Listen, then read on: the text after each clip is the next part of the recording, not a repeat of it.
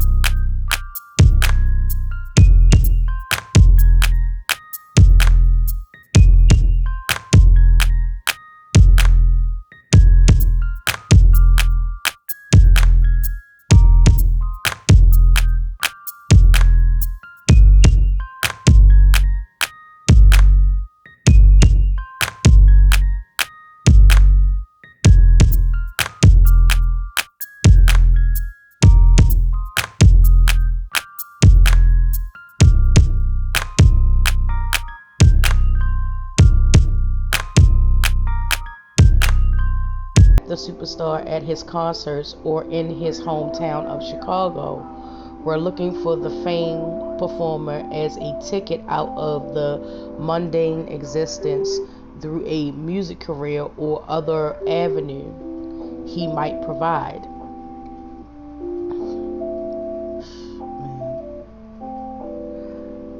But why attack desperate people instead of the person who allegedly preyed on their desperation? Maybe some of those victims, blamers, have never been in dire straits. Maybe their moments of desperation didn't take the form of allowing their children to attend concerts of one of history's biggest R&B in hopes they'll get discovered. But that shouldn't be necessary to sympathize with them rather than demonize them. Particularly since the blamers target are often children, as many accusers were under 18 when they met the singer. In doing so, finger pointing and, or missing the reality of the authentication bias, in which too many black children are believed to be older than they are, and in which black girls in particular are sexualized. Okay? Which is very, very true. Very, very true. When they are young, no matter how old a girl appears, her brain is still developing at the rate of every other girl her age, regardless if it's white, brown, or purple. Yet she may be growing up too fast or perceived as grown, as though existing around the male gaze in her fault. Okay? Defending R. Kelly only adds to the many instances of black women struggling to be believed, further questioning our integrity and encoding our position instead eroding our position instead of standing by us and protecting us. Rather than seizing the moment of solidarity with black women, some are choosing to question why alleged white transgressors aren't going through what R. Kelly is. Instead of asking about double standards, why aren't they asking themselves why they didn't hold fellow black men to a higher standard? Okay.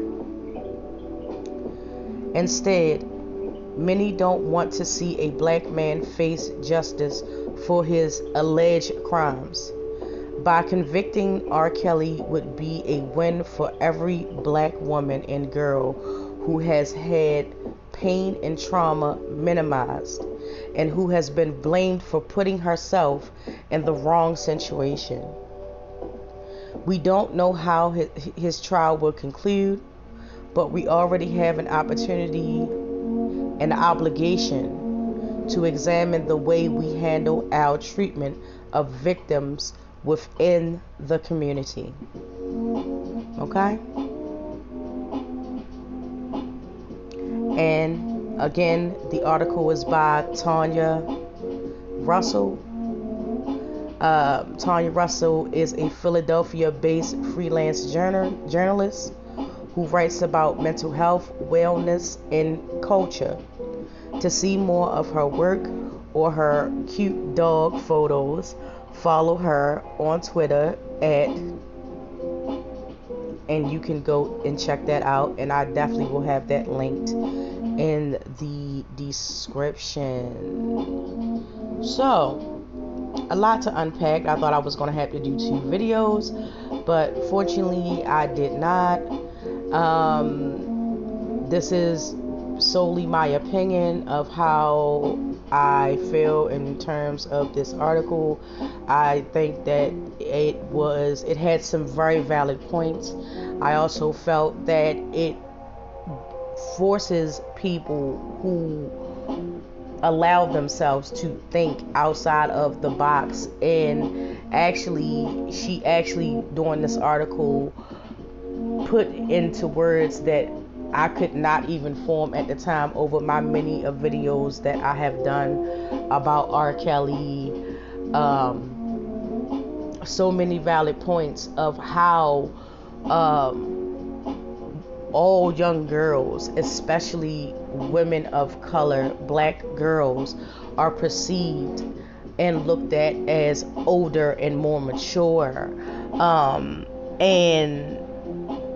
And it's really a thing of manipulation in terms of the victim, whether the older person is a man or a woman of color, or a man or a woman, period. Okay? At the end of the day, what people fail to realize, in my opinion, is that as an adult, when we get older, and again, just because you're older doesn't mean that you're mature. It doesn't mean that you put forth the best values and moral standards for yourself, because it's people out here, they're 50, 60s, 50s, 60s, 70s, 40s, that have no capacity to even run their own life, let alone tell somebody else what to do. This is facts. I digress. But in my opinion, as an adult, I would never put an impressionable, and especially if I could pick up on that and read that from a person that's younger than me or older, regardless. I would never put a person in a situation to where as though I would mentally take, I know that they're vulnerable. I would take advantage of that, because I would not want anyone to do that to me, or anyone in my family, or any friend that I know. I feel that older people, or people in a position of they know better than the next person, to take advantage of people that are vulnerable, is something that needs to have a second dedicated video, because it is a very real thing. And I'm pretty sure a lot of us as people in our lives have experienced some form of manipulation, regardless if it comes from work, family, friends, lovers. It is a very real thing. And I would definitely like to get the conversation started in terms of that, because if we, again, like so many other issues and topics in our community, the black community, if we fail to address these issues and come up with some type of solution, let alone have a dialogue to address it, we fail as a community. We fail each other. Okay? So, if you would like a second video dedicated to that, or you would like me to do a panel with a couple of people, please, by all means, let that be known in the comments section. If you want to get in contact with me, I will definitely link my email address in the description of this video. So if we do a panel, we can have a genuine panel with some great intelligent thinkers, and we can definitely get this discussion going. As always, please don't forget to like, subscribe, and share, and comment. And shout out to all my Virgos. It's our season, so if you're a Virgo or a cusp Virgo, happy birthday. May all your wishes and dreams come true, and may your cup overflow with love, prosperity, and abundance. All right, you guys. Until then, I'll talk to you later. Take care.